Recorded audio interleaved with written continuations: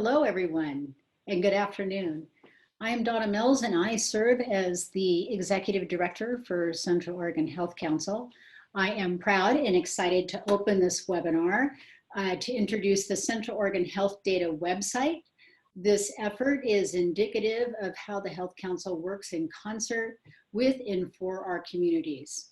I will now invite the masterminds behind this project and allow them to introduce themselves. I do have to add, though, that I have dubbed them the Fab Five. Ladies? Thank you so much, Donna.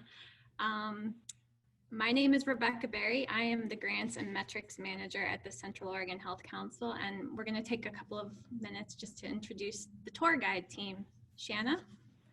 Hi, I'm Shanna Lindsay. I'm the Quality Improvement and Equity Analyst at Deschutes County Health Services, and I'll turn it over to Sarah. Hi, I'm Sarah Michelini. I'm the Central Oregon Liaison for the OHSU Community Research Hub. Kelsey? Hi, I'm Kelsey Seymour. I'm the Administrative Assistant and Media Coordinator at the Central Oregon Health Council. Kara? Hi, my name is Kara Woodard. I'm a Senior Account Manager at Conduit Healthy Communities Institute, and our organization manages the data and backend for Central Oregon Health Data. Thank you all. Okay, this is just a brief overview of what we'll plan to touch on today. Throughout the webinar, please take some time to put some questions in the Q&A, and we will have some time near the end of the webinar to go through all of those questions. But if there's something that comes up as we're going through everything, don't hesitate to put it in the Q&A, and we'll make sure to address it at the end of the webinar. So just a little bit of history. Every 4 years, our region compiles data and releases a regional health assessment and a regional health improvement plan. We call the regional health assessment the RAW and the regional health improvement plan the RIP. So a health assessment is a snapshot of our region's health, looking at data at a point in time. The launch of the Central Oregon Health Data site will offer a way for people to access data updated at least yearly, that is free and online, instead of waiting for a new health assessment every 4 years. This site will also track current and previous RIP priority measures too, and we'll see this a little bit later in the webinar.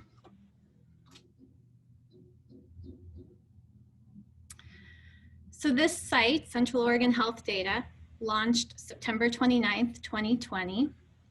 It has a number of geographies that are covered, including the state of Oregon, Crook, Deschutes, and Jefferson counties, 20 census places, 20 zip codes, 35 census tracts. 3 zip codes and 1 census tract are inclusive of Northern Klamath County. There are 79 locations in all. We also have 319 indicators or measures that look at health in various different ways on our site. Central Oregon Health Data is also a way to monitor community health improvement. And these are just examples of a number of different ways in which you can use this site for that purpose. This site keeps data from becoming quickly outdated, as it's a real-time living document. Over time, we'll also begin to share qualitative or storytelling data on this site, so users can also consider community voices and perspectives in their decision-making process. All right, we wanted to take a second to go over the indicators, measures, and data on the site. The site itself has both health and quality of life measures. The data is publicly available from state or national sources, and we report it at a county level and, where possible, a region or census tract level. The data is valid since it comes from reliable, reputable sources, which means it has appropriate methodology and adequate sample sizes before it's added on the site. Also, because it is from reputable sources, there's a high likelihood that the indicator will continue to remain on the site in the future and be replicated. This also allows us to have data that's consistent across all of our counties, which is really awesome since then we have comparability. And the data aligns with the national goals for health improvement. And those are the Healthy People 2020 objectives. And soon we will have the Healthy People 2030 objectives on the site as well. So we have 33 data sources that are managed by Conduent, as well as 16 that we manage locally. We have a few examples of where these data sources come from. This is just a high-level snapshot. There are many more, but they include the Center for Disease Control and Prevention, county health rankings, the Environmental Protection Agency, Feeding America, Oregon Healthy Teen Survey, and United for Alice. In addition to all of those data sources, we have a demographics dashboard that's provided by Claritas. Claritas provides estimates based on the US Census and the American Community Survey, which allows us to provide those updates more frequently. It includes 250 demographic elements that are viewable across the state, county, and zip code level, and includes things like population, housing, economics, education, transportation, and occupation data. So with that, I'm going to turn it over to Sarah for some more information. Let's discuss how you can use this data. You can use it to perform assessments for writing scholarly reports, finding funding opportunities, use it to source data to support grant applications, identifying promising practices, which we'll go into a little further during the tour, tracking measures, and finding opportunities to collaborate. I am going to pass it over to Kara, and she is going to give us a little tour. Great, thank you, Sarah. All right, so here we are at the homepage for Central Oregon Health Data, found at centraloregonhealthdata.org. And this is the website that provides community health data to drive decision making. We can learn about the overall health of Central Oregon through the regional health assessments, which are all linked here, and the regional health improvement plans, from which 6 priority areas were chosen. If you click into each priority page, we can learn more.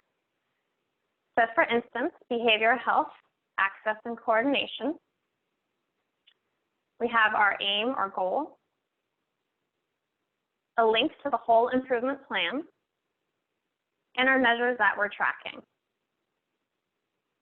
So if we jump into each measure, we can learn a little bit more about where our current data is at, and it will link to the indicator data for this measure, as well as the future state, so the goal that we're trying to reach for that measure.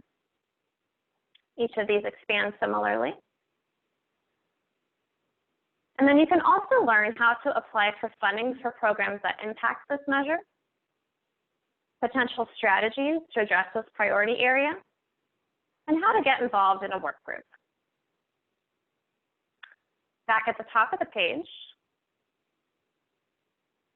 under community projects, there's a section on what we're learning. And this features projects that were funded from current and past regional health improvement plan priority areas. You can search for projects by keyword, or we can scroll through to see which ones we have posted so far. If you click into a project, it tells us a little bit more about when it took place, what the goal was, who was involved, what we wanted to accomplish, and our outcomes, as well as successes and challenges and key highlights. So this section will continue to grow, so make sure to come and check back often. There's probably about 15 currently. All right, back at the top, under resources and events, we have a community calendar. And this highlights local health and quality of life related events. Please read the calendar guidelines and contact the group if you have an event that you'd like to add. Some of our sample events is our webinar today, food bank drive-up, virtual support group. If they click into an event, we can learn more details, a website if relevant, contact information, as well as being able to share this event through a number of means.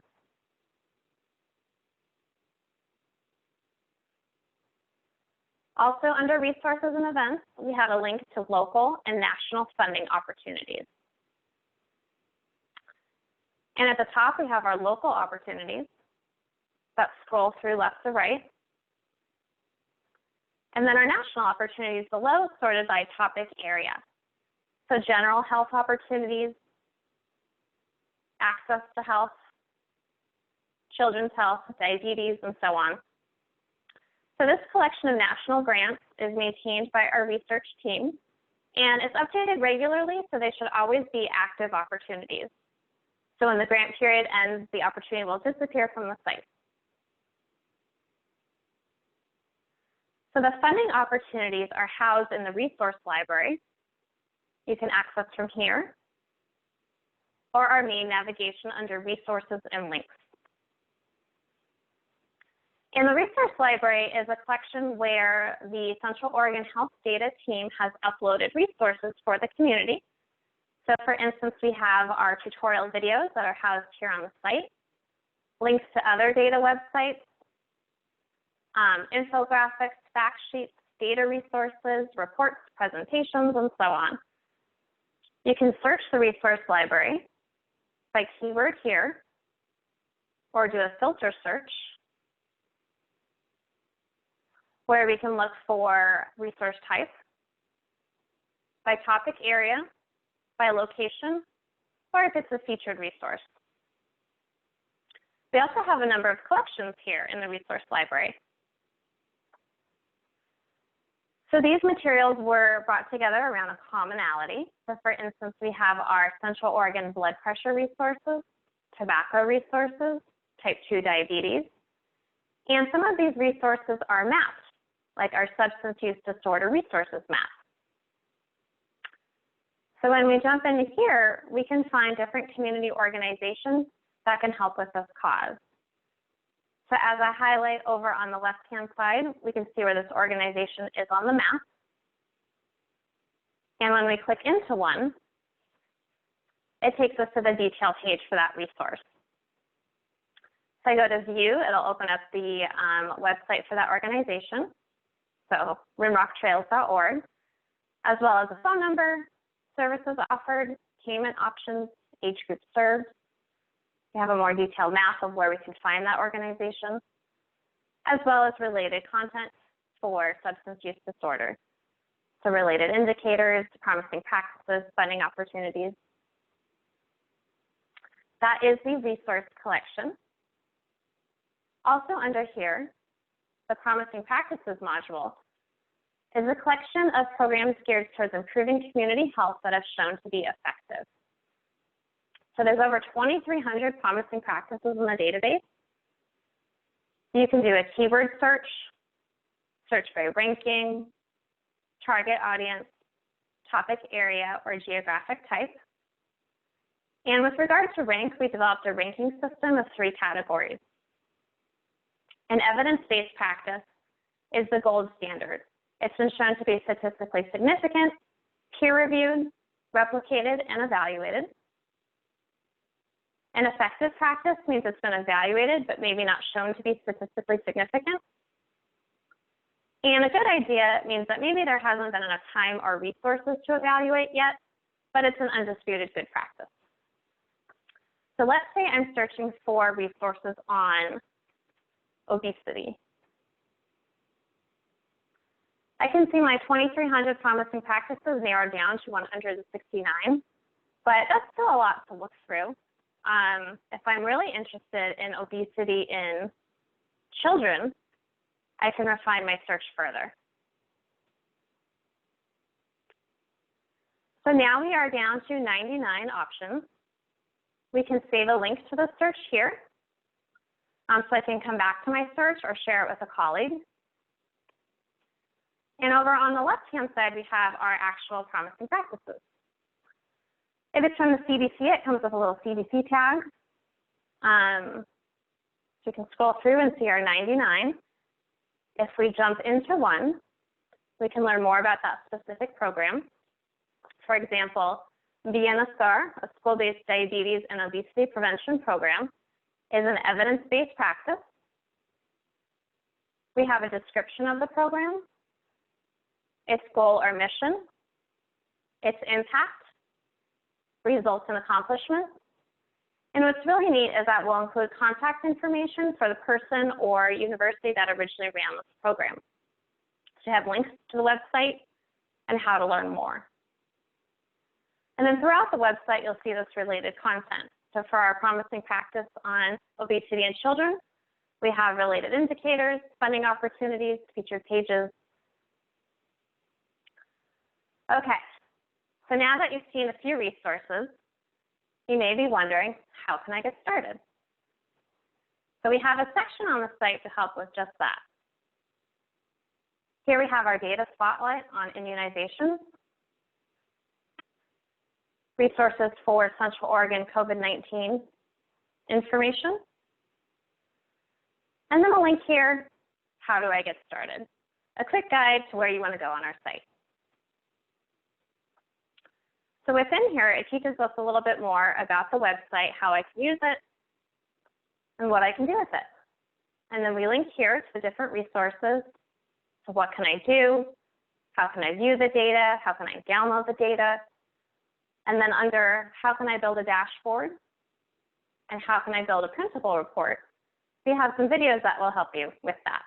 So we'll walk through these actions here in a few moments, but it's a great reference to refer back to. All right, about that data. Our first data resource that we'll visit is the Socio Needs Index. We can get there by going to Explore Data and Search for Data. And this takes us to our dashboard landing page. The Socio Needs Index is linked here in the bottom left. And this tool gives us a quick overview of areas within Central Oregon that have the highest level of need. The Socio Needs Index tool helps to measure socioeconomic need that is correlated with poor health outcomes by combining multiple indicators into a single composite value. As a single indicator, the index can serve as a concise way to explain which areas are of highest need and why you may need to focus your efforts on those areas. So all zip codes in the United States are given an index value from 0, low need, to 100, high need, and then ranked from 1 to 5 based on their index values, color-coded and displayed on an interactive map. So as I scroll back up, we can see that these 5s correlate with areas of greater need. And we can also refine by zip codes. Right now we're refine by county. Right now we're looking at the 3 counties, but we can narrow down and just look at Deschutes County and see our areas of greatest need here within that county. You can download this information to a CSV file, and all maps on the site are also exportable by clicking this button. All right, so to measure data for the region, navigate to Explore Data, Search for Data, and that takes us back to our dashboard landing page. So from here, you can build a custom dashboard up here where you can do a detailed search and save your results. You can search by keyword by typing directly in here. So if I type in poverty, it'll pull up all related indicators. I can jump directly to that indicator, or I can X out those I'm not interested in and show the rest on a dashboard. I can search for data using the drop-down menu here. So all data on the site is organized by health topic first, and then alphabetically by subtopic. So we have health access to health, health alternative medicine, health cancer, diabetes, and so on. You can also type in directly and jump to that indicator. You can search for data by location. So over here, we have all locales on the site, starting with our biggest locale down to our smallest. So state data, county, some indicators are available at the Central Oregon region level, our census places, zip codes, and census tracts. Or you can search by map. So from here, for instance, I don't know what census tract I live in, but to find that out, I can zoom in to a specific census tract and then jump to data for that locale. So those are a few ways you can use this menu here. You can also navigate to a pre-built dashboard. So I'll have a look at some of these. Our first resource that we'll visit is the All Data dashboard. And this displays all the data on the site at all locations. So first we have our drop-down menu. So we're looking at the state. We can jump to a different locale, look at Cook County. And so this is how our dashboards are arranged. We have our topic area, our indicator name, the indicator value, the time period, and then all available comparisons for that indicator. And to learn a bit more about those comparisons, we have a legend that pops in and out on the left-hand side. So we have our distributions, our targets, our single values, the trend, prior value, and what the different colors mean. To learn more, there's a button here, and this takes you to the Help Center. And specifically, it takes you to the page for Gauge and Icon Overview, just in case you want to learn more or download graphics of these images. But while here in the Help Center, we can go to the main page where we can type in a question here, or explore by different topic areas. All right, so we can collapse our legend. Up here at the top, we can turn on something we call card value. And what that does is it takes each measure and it turns it into a downloadable graphic. So when I click Save Card, it'll create a JPEG file of this information here, so you have it all together. All right, we can use this orange arrow to jump back up to the top. So that's our All Data dashboard. It does scroll for quite some time, but feel free to explore everything that we have in All Data. Back on our dashboard landing page, the next resource we'll visit is the Disparities dashboard. And this is our dashboard that has all data with subgroup data available. So again, you can change your locale up top. Let's look at Deschutes County this time. And on this page, you'll see breakout data, and you'll see a couple different colored bars available. So as I scroll through, when we have blue bars in the breakout chart, it means that we have breakout data available, confidence intervals available, but that the subgroups don't differ significantly from the overall value. Our gray bars mean that we have subgroup data available, but the source did not provide confidence intervals. But here we can see 65 plus is clearly a lot lower value than our other subgroups. And then when there's a significant disparity between subgroup data and the overall value, it will highlight as red or green. And our legend also shows us what these colors mean here. Each time you see one of these 3-line or hamburger icons on the website, means that you can download or save that chart or graph. Jump up top again. So that is the Disparities dashboard that has our breakout data. Our next dashboard that we'll visit is our Healthy People 2020 Progress Tracker. And in this dashboard, we highlight all indicators on the site that have a Healthy People 2020 target. So let's look at a new locale. Let's look at Jefferson County. And the icon indicates whether or not the targets have been met so you can see how your community compares to those national benchmarks. So we're in the process of updating to Healthy People 2030, and that progress tracker will show up on the website, I believe, later this week.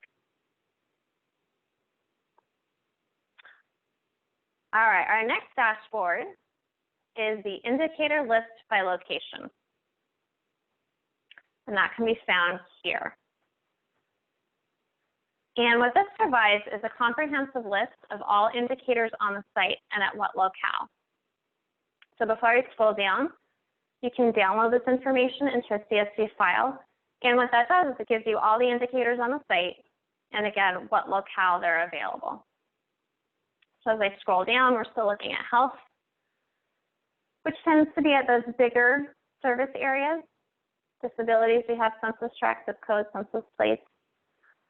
You could also use this dashboard to jump to data directly for that locale. So if I'm interested in seeing, let's see, any of this data at census place level, I can jump here to that check mark. So this is a great reference just to see all the indicators on the site. And also, again, to see what locale they're available at. But this is the big list, which is exportable. All right, let's go back to our dashboard landing page. So I explored these ones down here. There's also a dashboard tracking the current regional health improvement plan measures, as well as the past ones.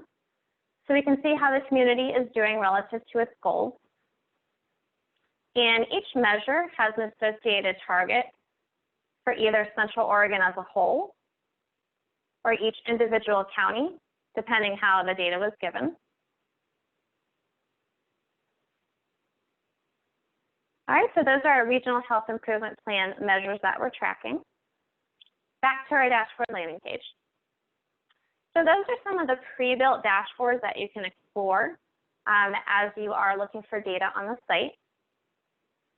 To do your own custom search that you can save, we'll go up here to the orange box to build a custom dashboard. And from here, we have two main search functions. We have our hand-pick search function, where you can hand-pick your indicators, hand-pick locales, or if you click on filter indicators, it'll give you a few more options from which to filter data. You can filter by location. So if you want to see 2 or 3 locales side by side, or you can use the drop down to select all zip codes or all census tracts, or select by map view. So for our demo today, let's select Bend and Redmond. You can also filter by topic. So if I want to see all cancer data, or as I scroll down, we have our economic data. Let's pick home ownership, income, poverty. We also have data for education, environment, government politics, public safety, social environment, and transportation. You can filter by age groups. So if you want to see data just for, say, elderly or children, you can filter that way. You may filter by classifications. So each of our indicators have an associated classification, whether it be clinical care. Is this a measure of a health behavior, a health outcome, health status, or a physical or social determinant of health? For your dashboard view, you can turn on certain comparisons you'd like to view. So by default, everything will show up that's available. But for today's demo, let's pick our prior value, our trend over time, and let's look at the Oregon state value. And then for your search, you can decide if you want to see that subgroup data, if it's available. Or you can search by source. And this is one of the places where you can see all the sources on the site. So if I'm just interested in data that comes for Oregon Health Authority immunization program, I can search by that. Okay, so in our filter search tool, I turned on my 2 locales that I'm interested in seeing data for, these different topic areas, and I just want to see these 3 comparisons. And then I'll hit search. And before I scroll down the page, what's really neat is that each time you do a search, you can save a link to that search. So say you want to come back to the search, you want to reference it in a report or share with a colleague, it will generate a URL for you. And this URL will always remain the same even as the data updates. Okay, great. So here's our topic area. We looked at data for homeownership. Here's our indicator name, our 2 locales that we chose, the value, the time period, and these 3 comparisons that we pulled out to see. And for the comparisons, the trend needs at least 4 time periods in order to calculate, so it may not be available for every indicator. And for the trend, you'll see 2 different iterations, either a white background or a filled-in background. And the white background means that the data is starting to trend, but it's not quite statistically significant yet. Whereas if we have a filled-in background, that means it is statistically significant, and our legend can help explain that as well. All right, we have our income indicators that we look for. Let's scroll down. Poverty-related indicators. So you can see a lot of green, which is great. So that's kind of a great view to scroll through and see how our measures are doing from different comparisons. So let's jump into one of these indicators. Per capita income for Redmond. And this takes us to our indicator detail page. And so each indicator on the site has a similar looking page. You can use these drop-down filters to change your search to look for another indicator, another locale, or another measurement period. The most recent measurement period will show up first, so if you want to jump back in time, you can do that. And then each indicator detail page has some text that tells us what are we measuring and why is it important. As I scroll down, we're looking at Census Place Redmond. Here's our value for per capita income. We'll always link to the original source where the data came from, the measurement period, who maintains this data, and when it was last updated. And then over on the right, we have our available comparisons. So as I hover over each one, it'll tell me a little bit more. So for instance, this distribution is based on data from 371 census places in Oregon. So our Oregon distribution looks pretty similar to our US distribution, but we can see that we are below the county value, the state value, and the US value. But the good thing is we're trending up. And we can see that in our change over time graph. And as I go up here under our hamburger icon, I can manipulate that graph slightly. So I can turn on confidence intervals. And I can also have my graph start at 0 rather than 15,000. So if that's the graph view I prefer, I can then download that graph. All right, as I scroll down, each of the indicators are mapped. Right now we're looking at all census places on the site compared to one another within Central Oregon, so the grouped view. So we have our lowest value to our highest value. We can also see here that this data is available at all of these different locales. So let's drill down even further and look at zip code data. So our page will reload to show our zip codes. And now we're looking at all zip codes within the region compared to one another. And as you hover over, it will show you where it is on the map. So let's jump into one of these. Let's look at 97734. Our page will reload to show data for that locale. So if I scroll down, let's zoom out on that map a bit. And say I would like to see a different comparison. I can change my comparison here and look at how our zip codes compare to a distribution of Oregon zip codes or distribution of US zip codes, changed slightly. Or my favorite, the trend over time. So you can see here that on average, most of our zip codes are improving in this measure. Over here on the map, I can manipulate the background to turn transparency on or off, change my background layer, have it be less detailed or no background, and I can turn on labels. So now we can see exactly which indicator is, which locale is which. And then I can export that map by clicking our arrow button here. And here's the actual indicator data values, which you can then download into a CSV file. We also have our related indicators for per capita income, related funding opportunities, featured pages, and promising practices.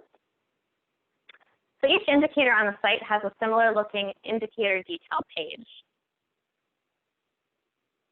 So now I'm wondering who exactly lives in this zip code, 97734.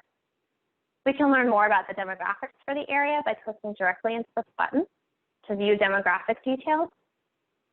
Or we can also access demographics through this link or from our dashboard landing page. If I click this button, it takes us to demographic data for that locale. And this opens up our Claritas demographic module. So we're still looking at 97734. Our first page is summary data. So kind of highlights of our different sections. So population, percent population change. And then each time there's an opportunity to create a pie chart or a bar chart, the system will do that, and then you can download it. And when you're looking at zip code data, what it will do is it will generate comparisons to the county the zip code belongs in, as well as the state. You can use our orange arrow to jump back up. So that's our summary page. We can drill down into each of these sections. We have education data, educational attainment. And then at the very top of our demographics module, we have a button here that says View All Demographics Variables. And here we can see the list of all 250. So as I scroll through, we're looking at population, and then we'll get to race. You can also use this list to jump to data for that locale. So if I want to see zip code data for population age 25 plus less than 9th grade, I'll click that check mark. And it takes us to zip code data for that information. So each of our demographic variables are also mapped, which you can download and turn on labels for. And the demographic data is given for both the raw number and the percent. So if I hover over, we can see what those values are, as well as here in the table below. All right, so that is our Claritas demographics module. Our newest tool on the platform offers an easy way to bring all the data on the site together into an easily downloadable report. And we can do that under Explore Data, Build a Report. And this tool is called the Location Report Builder, and it allows you to build a report around a particular location. So we have a video that walks us through how to use the tool, as well as linked example reports here. So if I open up an example report for Jefferson County, it kind of shows us what we can build with this tool. So this is access to care, persons with health insurance.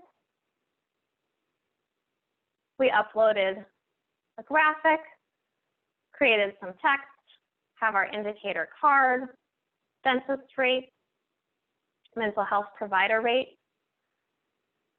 And what's neat about using this tool is if you want to create a report for multiple locales, you would save it and then choose your locale, and it will repopulate with data for the new area. You can download that as a PDF. And so how the tool works is start building your report by first selecting your location. And you can build a report around any location, just keeping in mind what data we have available for that locale. And then you can watch the video for the step-by-step process. It's really a quick and easy tool, and then you can have a great PDF printout of your report or save it to your web browser. So I know we've shown you a lot in just a short amount of time. I'm going to hand over controls back to Sarah to close our presentation before our Q&A section.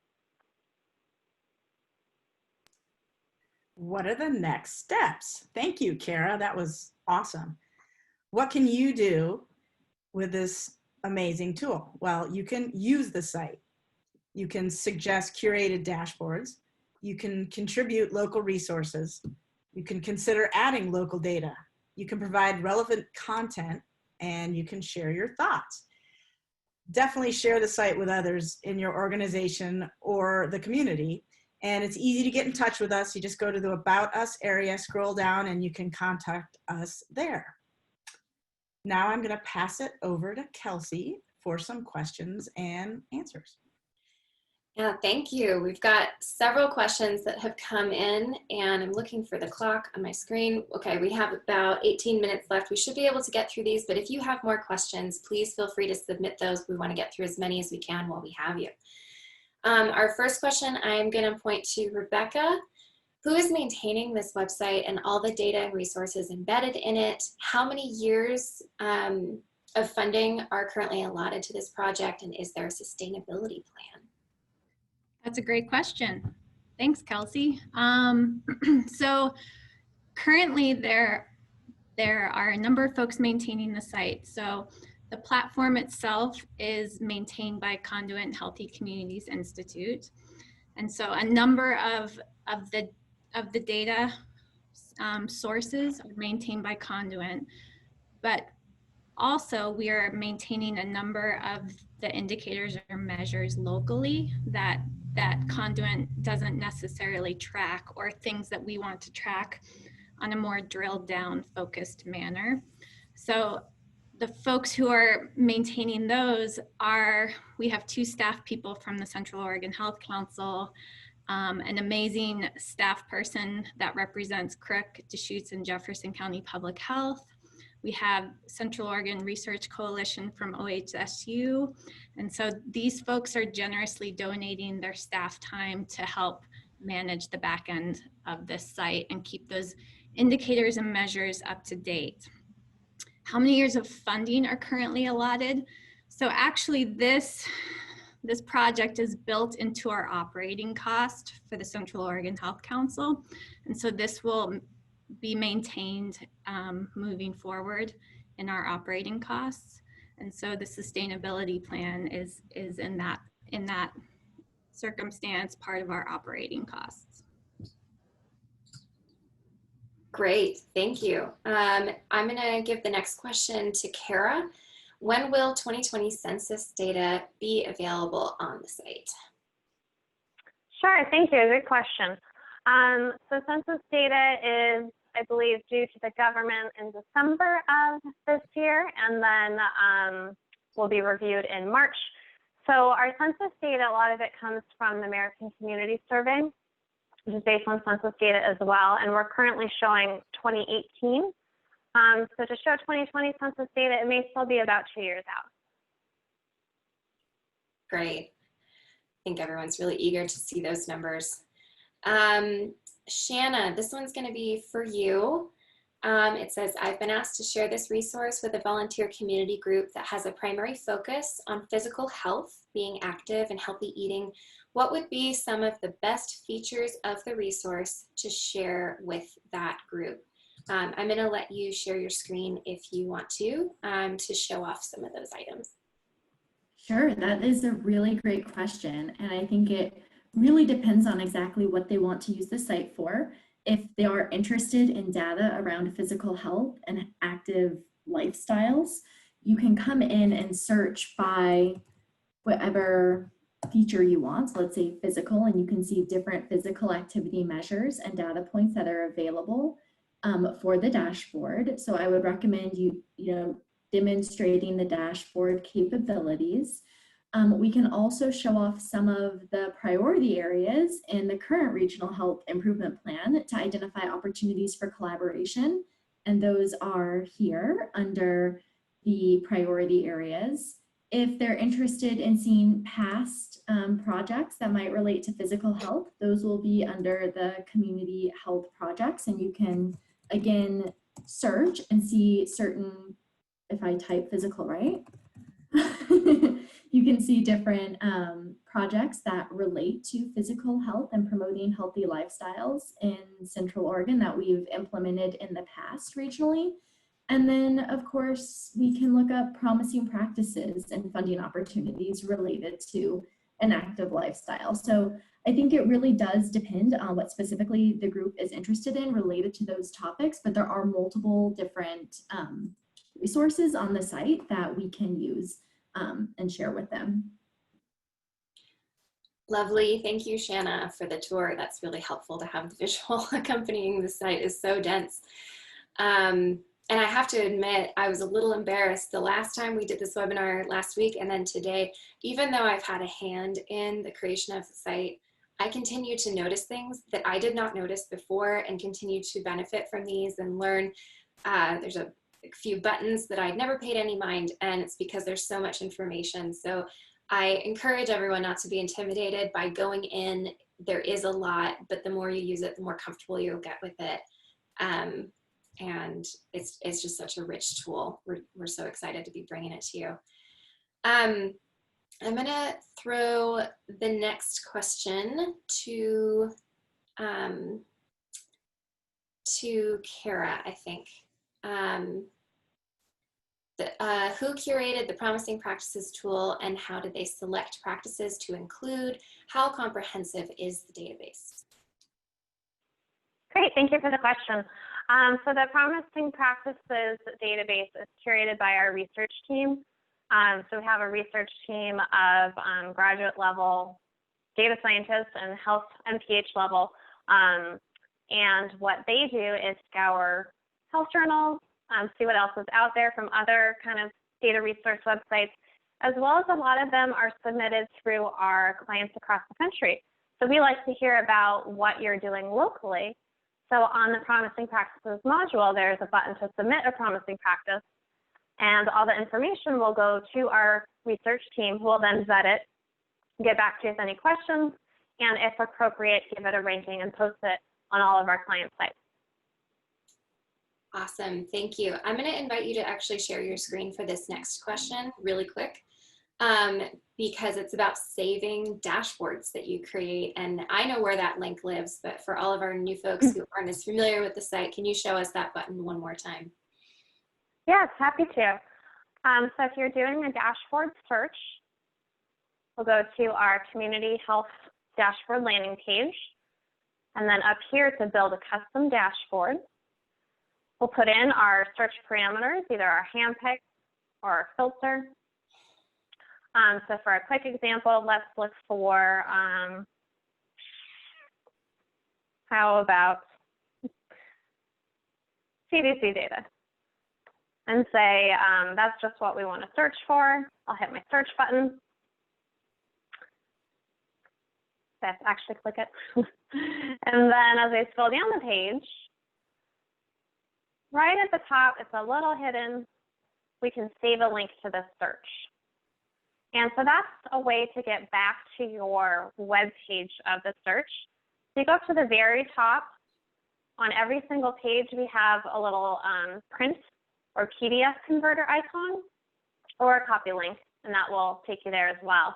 But the PDF icon will download PDF of your search and all of those visuals as well.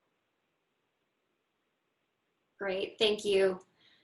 The next two questions I can actually answer both of those. How long has this tool been available? This website launched on September 29th, so it is less than 2 weeks old. This has not been some best kept secret that you just didn't know about until today.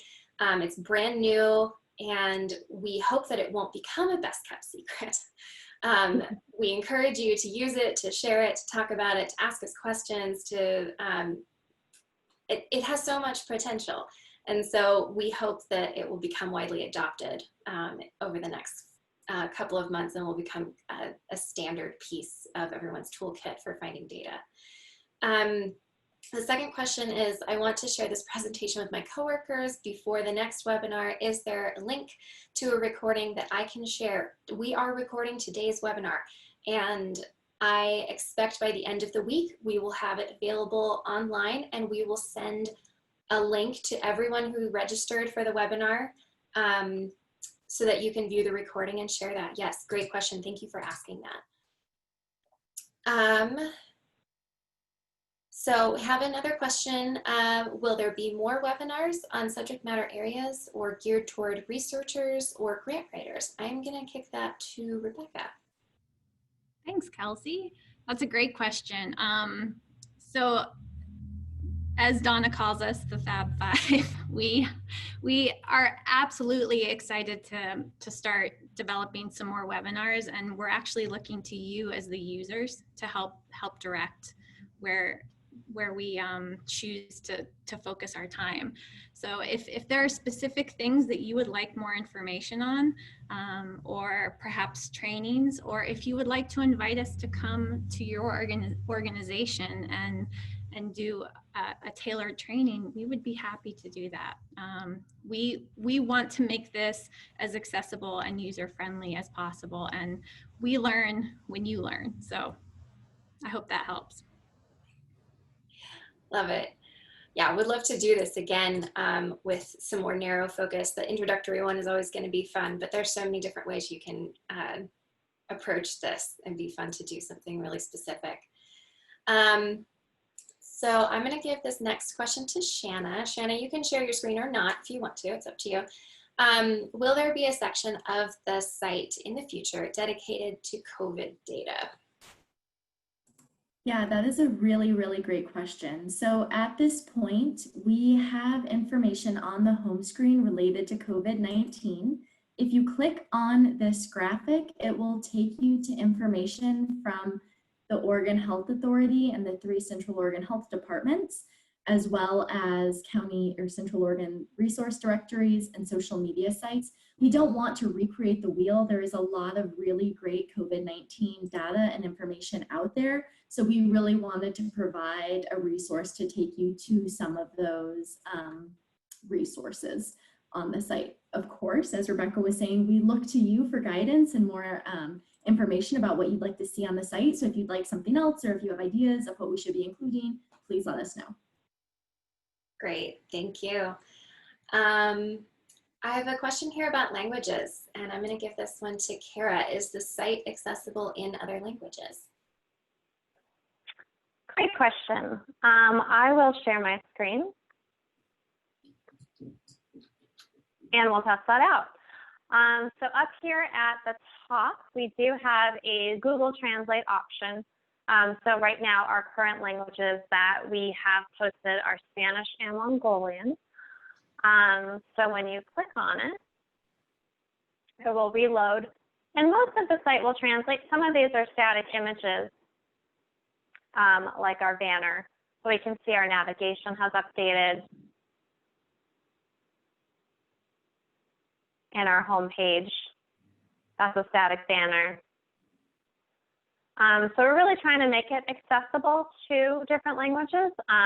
We do have about 40 different languages we can offer if there's another common language in the community that we didn't include. And I have not tried translating to Mongolian yet. I think we have to go back to the main page. Let's see if we can give that a go.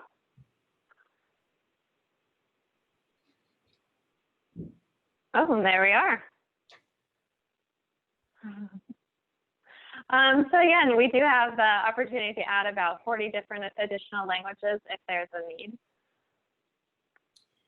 Thank you. For everyone who's wondering why Mongolian is on the main page of the site, I know that seems a little random. We have an epidemiologist in our community whose native language is Mongolian, and we wanted to give that person access, easy access to the site. I've got another question here. How do we get additional data topics included on the site?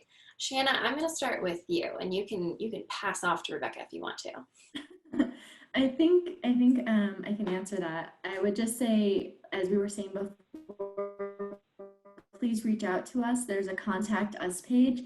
So if there's something specific that you would like added to the website, reach out to us through the contact us page. That way we can have a more detailed conversation, look into the specific data site, the source, make sure it's something that we can easily maintain and that's, you know, valid and all of that. So we are happy, more than happy to add more data sources to the site, and we would love your feedback on what you'd like to see. Great. Rebecca, anything to add on that?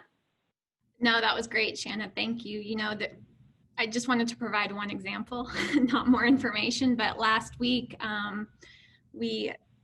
after the launch of the site, Homeless Leadership Coalition got in touch with us and asked if we would be willing to house their regional and local point in time count homelessness data. And so we're working with them to update our site with that information so that data can be hosted locally and shared broadly. That's just one example of how we can partner with organizations to add indicators or data that are useful or valuable to them.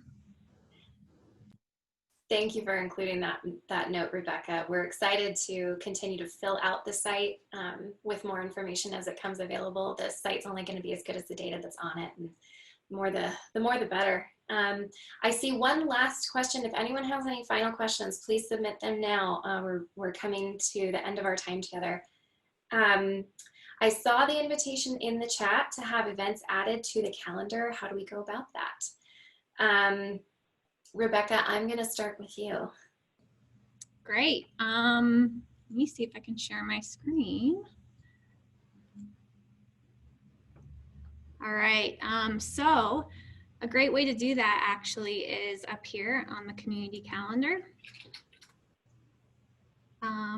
There are calendar guidelines that folks can take a look at to see the items that we would consider adding and the type of information we would need in order to add something. And it's as simple as just emailing us with the information about the upcoming event, and we'll gladly load it onto the site within 24 hours.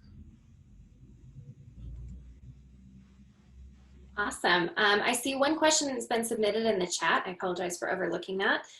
It says, do you think this will provide value to a 501c6 nonprofit like REDI, the Redmond Economic Development, Inc. in Redmond? I'm going to open it up and ask Sarah first if she thinks she has any thoughts on how that might be useful to REDI. There's so much data on the site. I can't imagine that it wouldn't be helpful for your organization. I would say definitely, without being able to provide specifics, I think it definitely would be helpful, and you should check it out. And just there's a lot there, so just don't be intimidated. Get in there, start looking around, and always reach out to us with any questions or additions. Absolutely. Does anyone have any thoughts on specific features that might be helpful? We do have a number of economic measures and indicators currently available, but if REDI is tracking local data, that might be enough to share with the community. Great, thank you. It is 1 o'clock. This concludes our time together. Thank you so much for being here today. Get up, take a stretch break, move around. I hope you don't have to jump on another call right now. Take a moment for yourself, and thank you for participating, asking great questions, And we hope to hear from you over the next few months as you dive into the site, have questions, have things you want to add. We're excited to explore this as a community together. Have a great day, and thank you to all of our panelists for being here. Thank you. Thanks. Bye, everyone.